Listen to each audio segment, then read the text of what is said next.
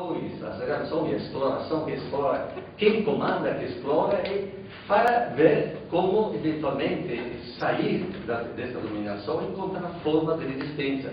Hoje, infelizmente, só por enquanto em uma situação de transição, só forma de resistência. Mas voltando a Negri, então, ele foi professor lá e trabalhava e militava dentro do momento histórico que eu presenciei, que era os anos 60, depois 70, e que, depois da Guerra Mundial, da reconstrução da Europa, e numa fase, um ciclo, quando fala de capitalismo, vai ser um ciclo do capitalismo que vai de pós-guerra aos anos 60, depois aos anos 70, nós estamos dentro de um capitalismo, né, que tem, digamos, uma produção, grandes montadoras, etc., que se tinha configurado dentro de uma perspectiva bastante, digamos assim, boa, no sentido que se encontrou, de um lado, depois da guerra, o economista John Keynes, que deu a ideia que para obviar, para não fazer com que o capitalismo fosse como sempre foi, fosse os trancos brancos, então que se produzisse, que tivesse uma sobreprodução para depois uma retração e para uma crise. Para evitar a crise, precisava encontrar dentro da teoria econômica, dentro da capitalista, alguma coisa. E aí foi a ideia do Estado intervir na economia, ter as estatais, que justamente faziam uma espécie de equilíbrio com as empresas privadas, e a ideia é que o Estado devia incumbir-se de dar o salário a todo mundo, de dar o emprego a todo mundo, e o presidente Wilson, naquela época lá, aceitou isso.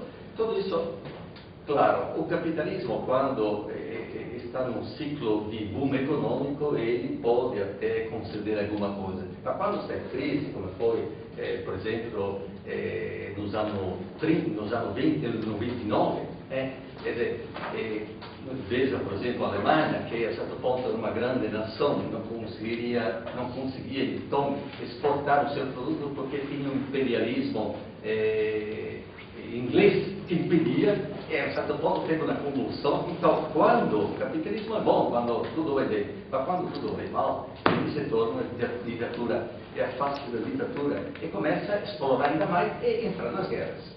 Então, precisa entender a lógica do sistema capitalista de um ponto de vista histórico, por isso o materialismo histórico, por isso não tem ciência senão ciência da história, mas a ciência da história, ou a sociologia em geral, ela digamos, produzida dentro de uma perspectiva burguesa. A maioria dos professores, dos alunos aqui tem isso, então tem uma certa idealização. Agora, quem realmente quer colocar-se do outro lado, deve justamente escolher os seus clássicos, né?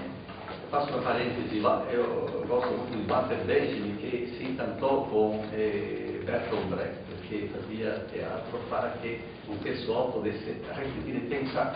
E Brecht, dentro da luta contra o nazismo, o fascismo, a certo ponto ele diz o seguinte: eu quero sim fazer teatro, mas eu devo partir dos meus clássicos. E quais são os meus clássicos? Marx, Lenin, etc. Não que você devesse pegar isso aqui como deuses, que você pudesse fazer crítica, mas você deve partir destas bases.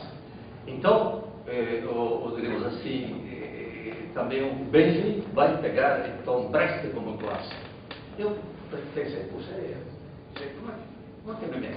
Então, é claro que se você se coloca dentro desta colocação, não tem clássico, Platão, Aristóteles, mas não pode ignorar Marx, você deve ler Marx.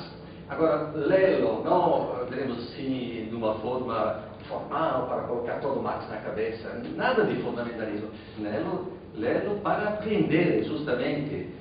Ele falou, o socialismo científico é exagerado, mas para aprender a refazer sempre este método, para, um certo ponto, você entender melhor a questão da exploração. Então, o Negri então começou a se colocar dentro dos movimentos sociais. Naquela época lá, então no boom econômico, os trabalhadores até tinham liberdade de lutar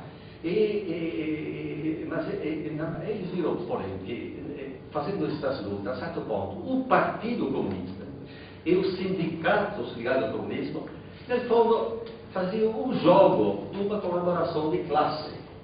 Então, quando você pensa social-democracia ou eurocomunismo, você vê que, no fundo, quer dizer, como agora Lula não pode tentar de fazer a revolução, ele deve fazer uma colaboração de classe e nos interstícios fazer alguma coisa.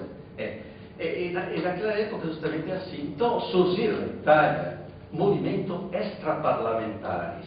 Então, o movimento do sindicato extra-sindicato, esses movimentos começaram a chamar-se de potere operário, autonomia operária, e Negri, que era jovem, que vinha do marxismo, se colocou dentro e foi o mentor desses movimentos. Ou seja, eles viram que o keynesianismo, quisesse Deus que se voltasse o keynesianismo agora, mas o keynesianismo era uma forma com a qual o capital queria realmente englobar a classe operária e, diremos assim, aburguesá-los. Então precisava fazer o contrário. Eu assisti naquela época lá a ocupação das fábricas, a ocupação da FIA, mas dentro de todo este movimento, teve também um movimento que começou a pegar em armas, eram as Brigadas Vermelhas. Veio uma grande repressão, Negri foi então preso como um mentor, foi condenado, não sei quantas condenações naturalmente, e foi parar na cadeia.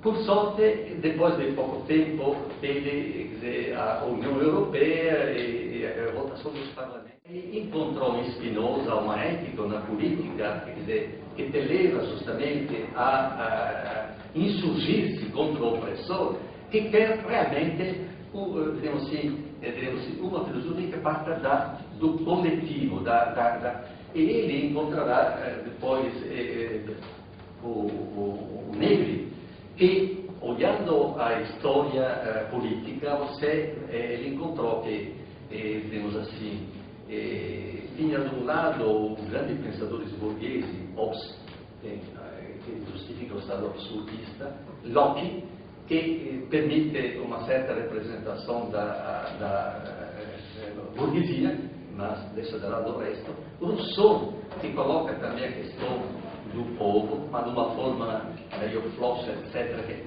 Quer dizer, no fundo, esses três pensadores pensam dentro da perspectiva do individualismo, dentro da perspectiva diremos assim, do individualismo possessivo. Porque qual era a filosofia até a partir desses pensadores e também a partir dos economistas clássicos como Adam Smith? A ideia era o seguinte, que cada um devia realmente trabalhar, Adam Smith, porque e não ser altruísta, mas egoísta, porque cada um tentando de fazer os seus interesses privados, na medida que tinha o mercado praticamente distribuiria a todo mundo a riqueza da nação. Então, na verdade, isso é um sofisma, isso é um mito. Agora, por outro lado, então, o que descobre o jovem Negri, diremos que seguidor de Marx, história, que tem três autores que colocam justamente esta questão de uma reconfiguração, diremos assim, das relações de produção, que parte da ideia da coletividade. Então, Spinoza, mas antes de Spinoza, Maquiavel. Maquiavel parte dessa ideia republicana. Spinoza é outro